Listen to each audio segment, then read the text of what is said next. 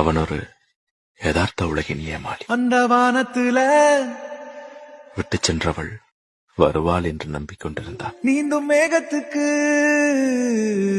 நான் சொல்லும் கதை தெரியுமா? யாருங்கள் அவன் கற்பனைகளுக்கும் வேதனைகளுக்கும் சொந்தக்காரி. இந்த பூமியில இந்த தனிமை மிகவும் கொடுமையாக இருந்திருக்குமே. உள்ள சாமிக்கெல்லாம் நான் கத்தி சொன்னாலும் என்று கேட்டாள். கேக்குமா? அவள் நினைவோடும் இசையோடும் இருள பார்க்காம இந்த தேநீரோடும் வாழ்ந்து கொண்டிருக்கும் எனக்கு வெளிச்சம் தெரியாதா? ஏது தனிமை என்கிறான் கல் நெஞ்சக்காரன். வலிய தாங்காம இத்தனைக்கு பிறகும் வாழ்க்கை புரியாதா? 8 தசையும் கேட்டிருக்க அவளை காதலிக்கத்தான் வேண்டுமா? வழியே கிடையாதா?